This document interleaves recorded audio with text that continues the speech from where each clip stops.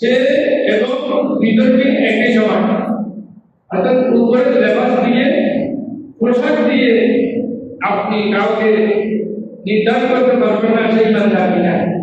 ইমানদারের যে বৈশিষ্ট্য আছে, ইমান জন্য যে শর্ত আছে, ওগুলো যদি তার মধ্যে পাওয়া যায় সেই ইমানদার।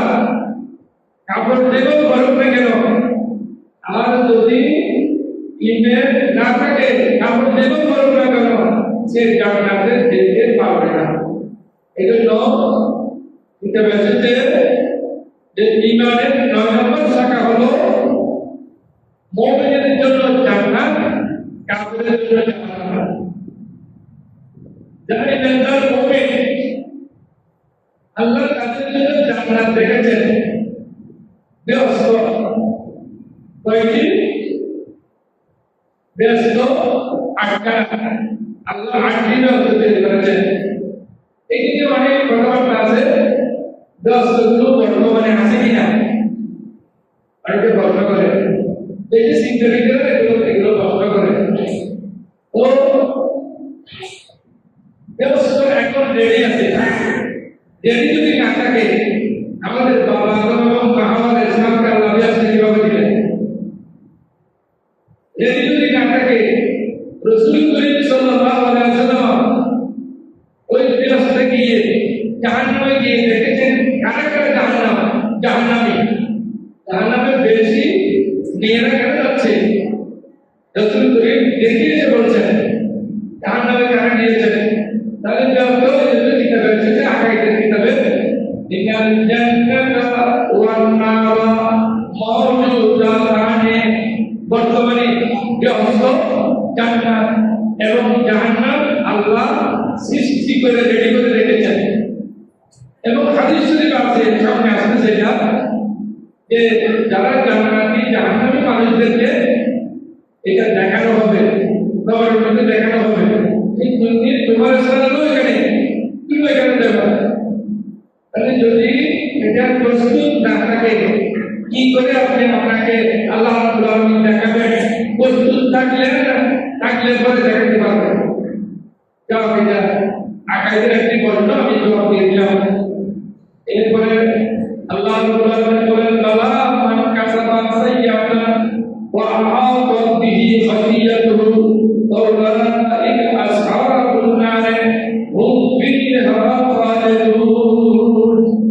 আল্লাহ রাব্বুল আলামিন বলেন বালা, হ্যাঁ কিছু মানুষ এমন আছে মান কাসাবা সাইয়্যাতান, যারা ২৪ ঘন্টা খারাপ কাজে লিপ্ত, অথবা ১২ ঘন্টা, অথবা ৪ ঘন্টা, অথবা ৩ ঘন্টা, অথবা ১ ঘন্টা এই খারাপ কাজে লিপ্ত থাকে, সপ্তাহে খারাপ কাজ করে, মাসে খারাপ কাজ করে, মন্দ কাজে লিপ্ত, ও আযাব বিহি খাতিয়াতুহু, আল্লাহ বলে তাদেরকে জাহান্নামে ঘিরে ফেলেছে, তাদের অপরাধ তাদেরকে ঘিরে ফেলেছে। মানে সর্বদা অপরাধ না করলে সে চাকরি পায় না।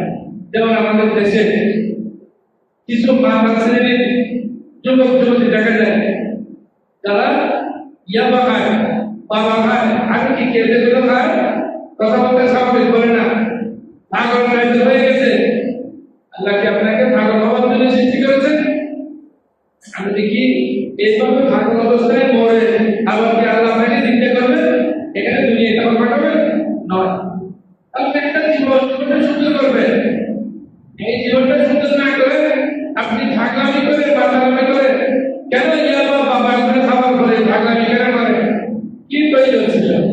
তো আল্লাহ বলেন আহাদার বিহি খাতিয়াতুহু, তাদেরকে তাদের খারাপ কাজ ঘিরে রয়েছে, বেষ্টন করে রেখেছে। উলাইকা আসহাবুন নার হুম ফিহা খালিদুন, তারা হলো জাহান্নামী, জাহান্নামের মধ্যে তারা সর্বদা থাকবে। এবং জাহান্নামে যাবে এটা বলা তো সহজ, কিন্তু জাহান্নামে কত ভয়াবহ, এটা যদি জাহান্নাম কাকে বলে, এই যদি যুবক যুবতীরা পড়ে, এটা একদম সোজা। বিভিন্ন ছোট ছোট পুস্তিকা আছে, অনলাইনে আছে, জাহান্নামে কি কি দেওয়া হবে, জাহান্নামে কারা যাবে, এটা যদি পড়েন তাহলে আপনার জীবন শেষ হয়ে যাবে, আপনার জীবন পরিবর্তন করবে। আল্লাহ বলেন দান করবেন। আল্লাযীনা আমানু ওয়া আমিলুস সালিহাত, আর যারা ঈমানদার ওয়া আমিলুস সালিহাত ভালো কাজ করেছে, ঈমান এনেছে, ঈমানের পরে ভালো কাজ করেছে, উলাইকা আসহাবুল জান্নাতি হুম ফিহা খালিদুন, তারাই হলো জান্নাতি মানুষ, তারাই হলো বিশ্বস্ত মানুষ। আল্লাহ তাদেরকে সেখানে সর্বদা রাখবেন। এবার আছেন মুমিনের জন্য তো আল্লাহ জান্নাত তৈরি করেছেন।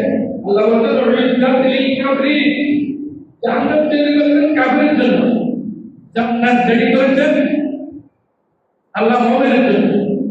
এটা বড় ইমানদাররা জাহান্নামে যাবে কেন? ওই যদি কোনো মুমিনের মধ্যে জাহান্নামীদের কাজ পাওয়া যায়, জাহান্নামীদের কর্ম পাওয়া যায়, জাহান্নামীদের কার্যকলাপ যদি কোনো মুমিনের মধ্যে পাওয়া যায়, তাকে জাহান্নামে দিবেন। অন্যথায় আল্লাহ কিন্তু মুমিনের জন্য জান্নাত তৈরি করে রেখেছেন, জান্নাত দেওয়ার জন্য। কিন্তু ওই মুমিন জান্নাতের চেয়ে জাহান্নামী কাম বেশি করে দিলে আল্লাহ তাকে জাহান্নামে দিবেন। বড় করে বলি নাউযুবিল্লাহি মিন যালিক। এরপর আল্লাহ বলেছেন, নবী করিম সাল্লাল্লাহু আলাইহি ওয়াসাল্লাম বলেছেন, এটা আমি যে আয়াতটা বলেছি ওটা হলো সূরা বাকারা 81 নম্বর আয়াত। আল্লাহ মানুষকে বিভাগ করেছেন ওই আয়াতে যে ওয়ালাইনা হুমুল নাইদাইন। আল্লাহ আমি দুইটা পথ দেখিয়ে দিয়েছি, আল্লাহ রাহমাল আকুবাতা ফাকুরা কাফাতিন আও ইতআমুল ফি ইয়াউমিন ফি মাসরাবাতিন আও ইয়াতিমান দা ফাকরাবা। তো দুইটা পথের সন্ধান দিয়েছি, একটা জান্নাতি পথ, একটা জাহান্নামী পথ। এটা আপনাকে ব্রেন দিয়েছি, আপনার ব্রেনে যদি জাহান্নামে যেতে বলে তাহলে আপনি জাহান্নামী কাজ করেন, আপনার ব্রেন যদি জান্নাতে যেতে চায় আপনার জান্নাতি কাজ করতে হলে আপনি জান্নাতি কাজ করেন। সুতরাং আপনার রেহাই নাই, আপনি অবশ্যই জান্নাত অথবা জাহান্নাম দুইটা থেকে একটাতে যেতে হবে। তো যেতে হলে জান্নাতে যেতে হলে কষ্ট করতে হবে, আর জাহান্নামে যেতে হলে কোনো কষ্ট নেই, শুধু খাও দাও ভর্তি করো, দুনিয়াতে মস্ত করো, মন যেখানে চাই সেখানে চলো, এটাকে বলে জাহান্নাম। নাউযুবিল্লাহি মিন যালিক।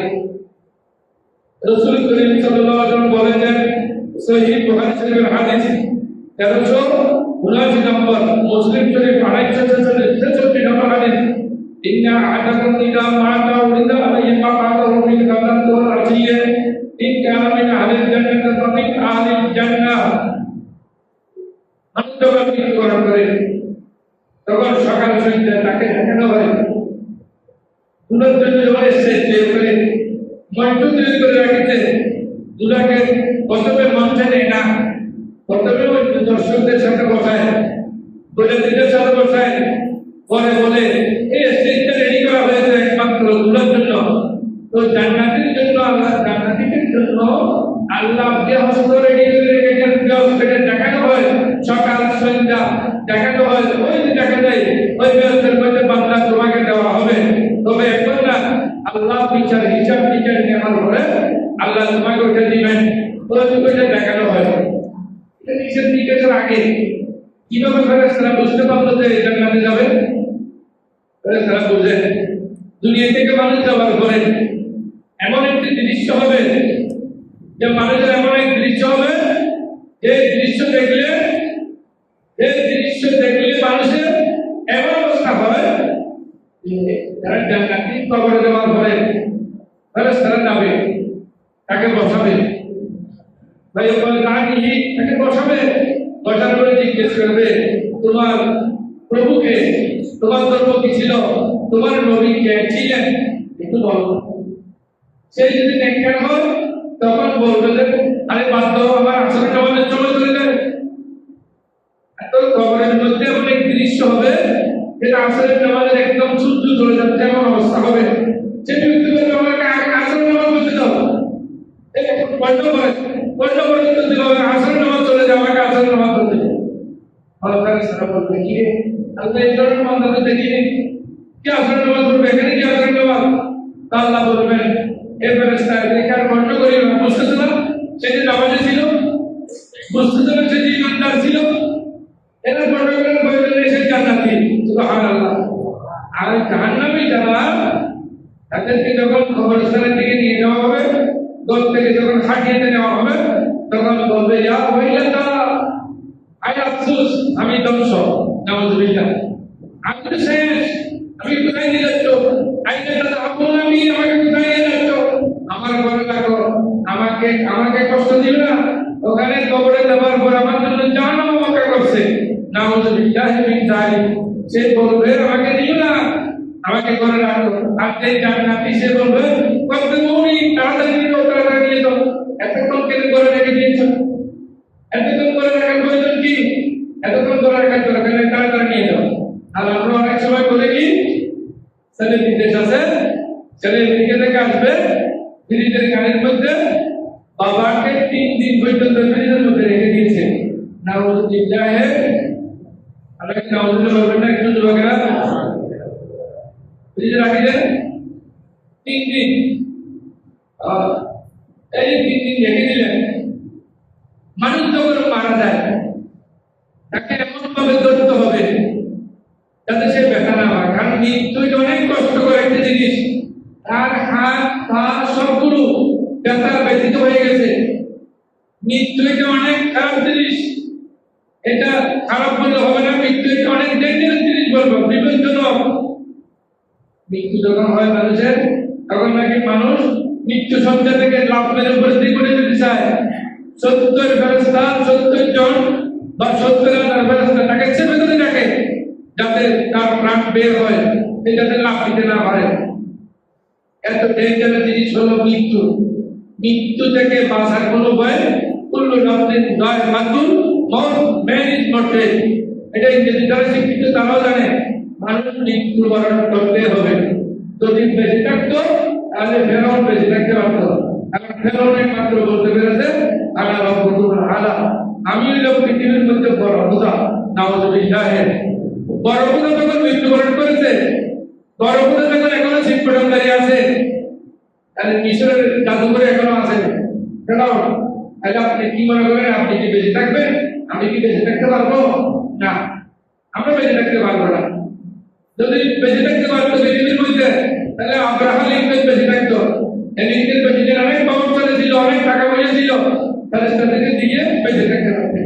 বেঁচে থাকতে সম্ভব নয়, খালি ভালো কাজে করে যায়। হাদিস শরীফে এসেছে আল্লাহ রাব্বুল আলামিন, আল্লাহর ফেরেশতারা আপনাকে জাহান্নাম দেখাবে আর জান্নাত দেখাবে, যারা জান্নাতি তাদেরকে জান্নাত দেখাবে, ওইটা তোমার স্থান, ওখানে তুমি যাবে, তখন চাকরি হবে। আল্লাহ আমাকে এখানে দিয়ে দাও না, তো এখন না, একটু দূরে আসতে হবে, দূরে না আনলে বিচার না হলে, আসলের ময়দানে বিচার হিসাব টিকেট না হলে ওটা দেওয়া যাবে না। এই তোমার জন্য অপেক্ষা করছে ভাই, কারণ হালি না রে বাবি হালি না রে, আর যদি সে জাহান্নামে হয় তাকে জাহান্নাম দেখানো হলো, এই যে ওইটা ওই জাহান্নাম, ওখানে যে শাস্তি হচ্ছে ওইটা তোমার স্থান, সেখানে তুমি যেতে হবে। সে আইনটা যা ছিল পরে আরো একেবারে আরো খারাপ অবস্থা। জেলে দেওয়ার এই জিনিস, জেলের মধ্যে আবার রিমান্ডে দেবো, এটা মারাত্মক জিনিস। জেলের মধ্যে রিমান্ডে দেওয়া এটা মারাত্মক। তো রিমান্ডের কথা শুনলে ভালো ভালো হয়ে যেত, তত্তর করে কাঁপতে থাকে, আর রিমান্ড একটা মারাত্মক জিনিস, এটাকে বিভিন্ন কায়দায় নিয়ে তাকে কথা বাইর করে। এখানেও জাহান্নামের মধ্যে এটা ফেরেশতারা এগুলো করবে, রিমান্ডে নিবে, প্রয়োজনে রিমান্ডে নিবে। ইকালু হাদা মাকাদুকা হাত্তা ইয়াবাতাকা আল্লাহু তাআলা ইলাইহি ইয়াউমুল কিয়ামাহ, বলবেন ফেরেশতারা এটা তোমার স্থান, যেখানে শাস্তি হচ্ছে। কেউ সিল লেগেছে, কেউ নাকে মুখে ভুল ঢুকছে, কেউ রক্ত ঢুকছে, কেউ ব্যথা পাচ্ছে, কেউকে মারতেছে, এই ধরনের এগুলো দেখে সে আরো একেবারে ভীত হয়ে যাবে। ভীত হলো তাকে ফলাই এর কোনো ভয় নাই, ওয়ার্ডের জেলখানা থেকে ফলাই যেতে পারে, কিন্তু কবরের জেলখানা থেকে ফলানো সম্ভব নয়। কিন্তু পুরো আল্লাহর রাজ্য, তারা কোনখানে আছে এখান থেকে যেতেই পারবে না, নড়াচড়া করতে পারবে না। সুতরাং এটা হাদিস শরীফ, কোরআন শরীফ, হাদিস শরীফের মধ্যে এসেছে মুমিনের জন্য জান্নাত, কাফেরের জন্য জাহান্নাম। তাহলে কোনো মুমিন জাহান্নামী কাজ যদি করে সেই জাহান্নামে যেতে, জাহান্নামে যেতে হবে। আল্লাহ আমাদেরকে জাহান্নাম থেকে বেঁচে থাকার তৌফিক দান করুন, আমিন বলেন। ومن الناس من يتخذ من دون الله أندادا يعبدونهم كحب الله والذين آمنوا أشد حبا لله আল্লাহর প্রতি গভীর ভালোবাসা রাখা। 10 নম্বরে ইমানের শাখা প্রশাখার মধ্যে আল্লাহর প্রতি ভালোবাসা রাখা। আল্লাহকে যেভাবে ভালোবাসে ওইভাবে পৃথিবীর আর কাউকে ভালোবাসা যাবে না। আল্লাহর প্রতি যদি ভালোবাসা থাকে তাহলে আল্লাহ যা বলেছেন তা করতে হবে, আল্লাহ যা অর্ডার দিয়েছেন তা মানতে হবে। আর আল্লাহর প্রতি যদি ভালোবাসা আপনি মনে করেন আমি আল্লাহর প্রতি ভালোবাসা আছে, আমি কিন্তু জুমার নামাজ না করে করে ঘুমাই, আল্লাহর জন্য আমার অনেক ভালোবাসা আছে, ফজরের নামাজ সকাল পড়তে মনে নাই, আল্লাহর জন্য আমার অনেক ভালোবাসা আছে, কিন্তু যাকাত ঠিকভাবে আদায় করি না, আল্লাহর জন্য অনেক ভালোবাসা আছে, 7 লক্ষ টাকা লাগবে এই জন্য আমি হজ করি না। নাউযুবিল্লাহ। এটা আল্লাহর জন্য ভালোবাসা নাকি বানাওটি? যুবকরা একটু বলেন বানাওটি কিনা?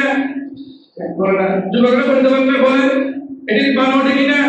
হ্যাঁ, এটা বানাওটি। আল্লাহর জন্য যদি ভালোবাসা থাকে আল্লাহ যা বলেছেন তা করবেন, আর আল্লাহর জন্য যদি ভালোবাসা না থাকে আল্লাহ যা বলছেন তার বিপরীত কাজ করবেন।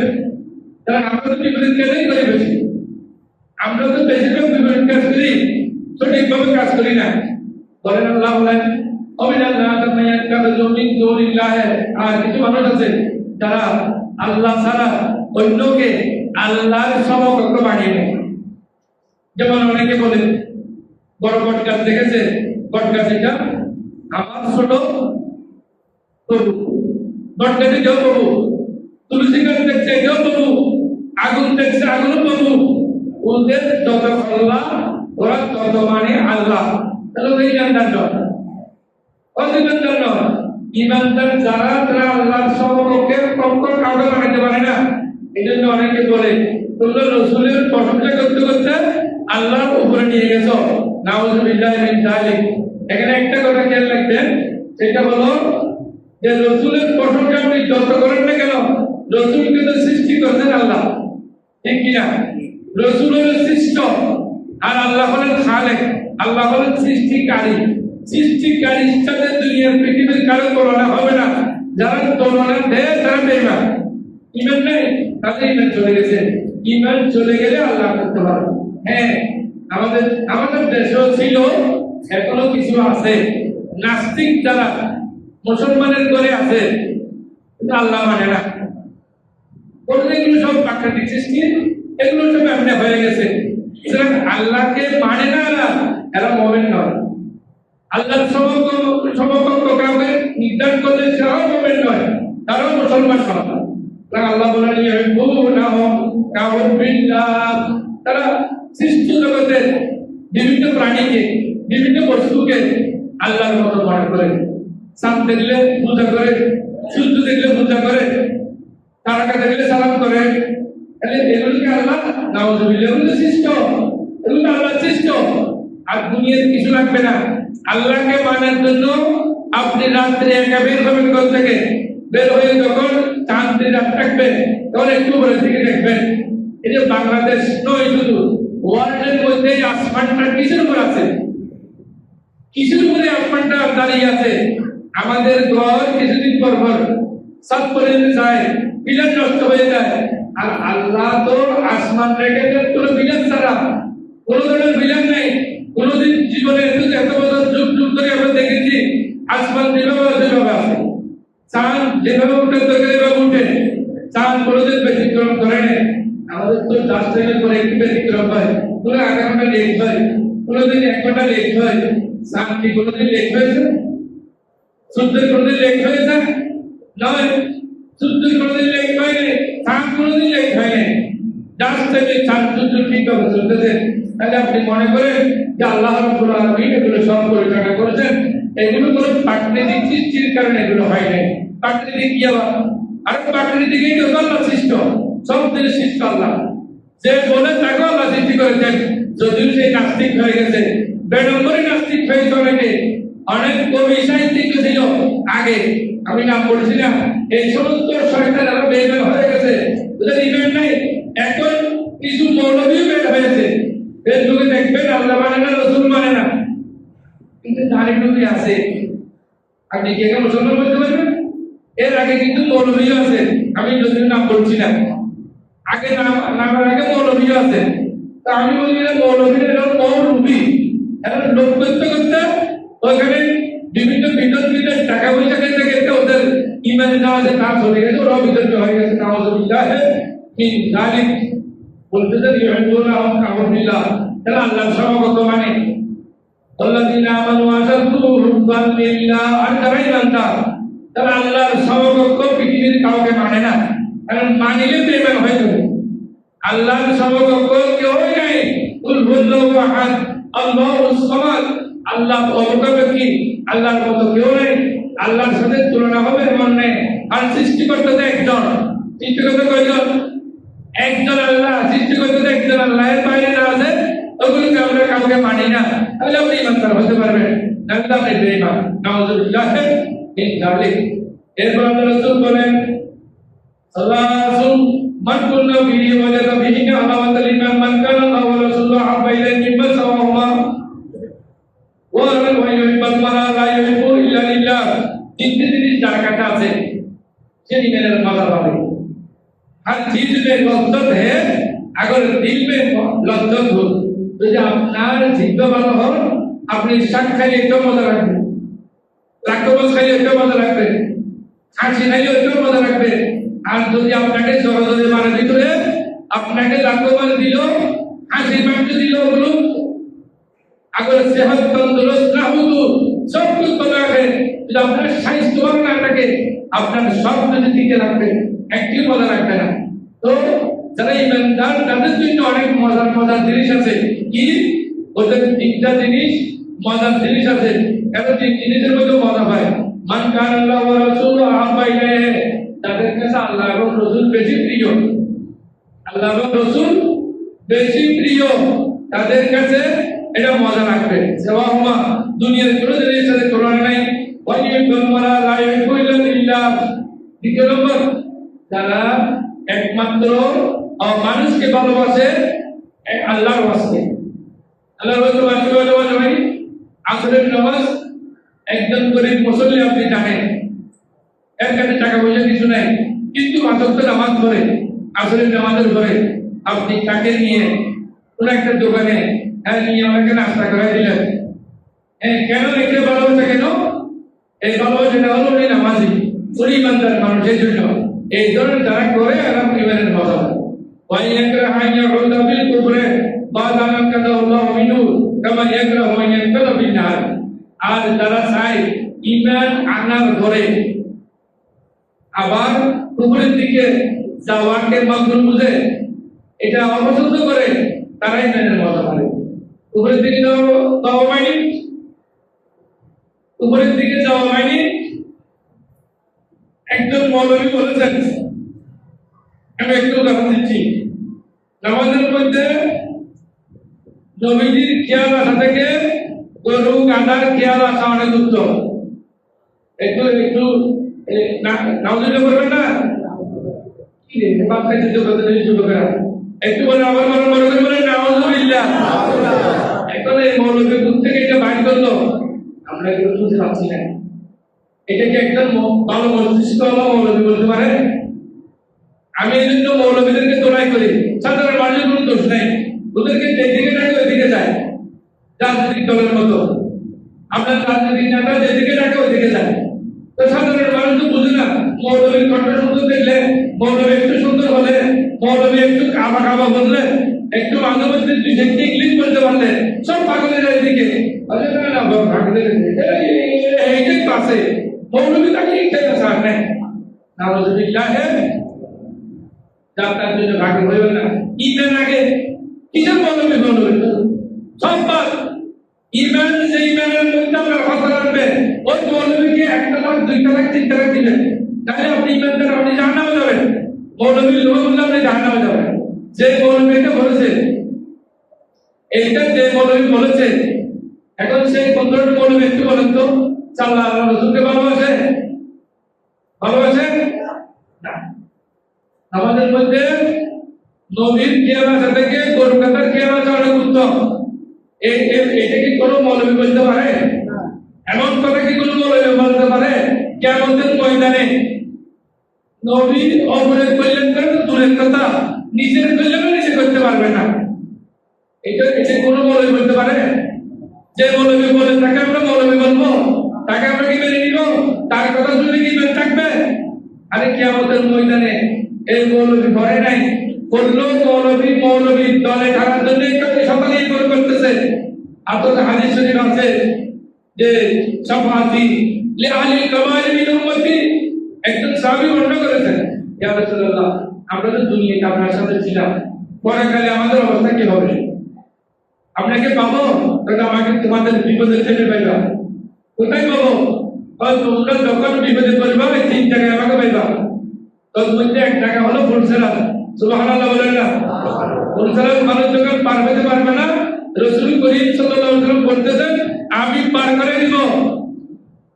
তাহলে যদি রাসূল মানুষের মঙ্গল করতে না পারে, এই হাদিস শরীফটা কোথায় দিবেন? মৌলবীর কথা শুনে তো আপনি ভাগ হয়ে গেছেন। নাই মৌলবী, আধুনিক মৌলবী, এই মৌলবী অনেক ভালো বুঝেন। আপনি তো ভালো বুঝেন না, খারাপ বুঝেন, ওইটা আপনি বিচারক নয়। আপনি কি বিচার করবেন? আপনার বিচার আপনি করতে পারেন না, ওনার বিচার কিভাবে করবেন? ওনার বিচার করার জন্য আরো 5 ক্লাস মৌলবী রাখবে, তখন পারবে। দিনের নিয়ে ফাতরা হয় কেন? এই শয়তানের এগুলো একজনের একটা বলে তো পরে কালে কারো কল্যাণ করতে পারবে না। মানে নবী যদি কারো কল্যাণ করতে না পারে, তাহলে আমাদের অবস্থা কি হবে? অথচ রাসূল করিম বলেছেন শাফাআতি লিআহলিল কামাল মিন উম্মতি, হাদিস শরীফ। কিয়ামতের ময়দানে যখন আমার উম্মতগুলো বিপদে পড়বে, সেই বিপদ থেকে আমি উদ্ধার করব, এটার নাম আমি করলাম, এটার নাম মঙ্গল। তাহলে নিজের কল্যাণ নিজে করতে পারে না, অপরের কল্যাণ কেমনে করবে? যে মৌলবী এই কথা বলেছেন সেটা তো কি বলা হয়, ফুলের সাগরের মধ্যে আছে, সেই তওবা না করলে তার ইমান তো নাই। আল্লাহ আমাদের হেদায়েত করুক, আমিন বলেন। তাহলে ইমান অত্যন্ত গুরুত্বপূর্ণ একটি জিনিস। কোন মৌলবীর পিছনে পড়েন আপনি মৌলবী সব বাদ দেন, আগে আপনার বিবেক দিয়ে দেখেন এই ইমানের 72টি শাখা আছে। হাদিস শরীফ দিয়ে বলতেছি, আমি কোরআন শরীফের আয়াত দিয়ে বলতেছি, এগুলো আপনি মানতে হবে। না মানলে বিনারে জাহান্নামে খালিদিনা ফিহা, না মানলে আপনি জাহান্নামে যাবেন। মৌলবীর কথা শুনে যদি আপনি পাগল হয়ে যান, আল্লাহ এবং রাসূলকে বাদ দেন, তাহলে আপনার জন্য জাহান্নাম অপেক্ষা করছে। আল্লাহ আমাদেরকে বুঝার জন্য তৌফিক দান করুক, আমিন। ওয়া আখিরু দাওয়ানা আলহামদুলিল্লাহি রাব্বিল আলামিন।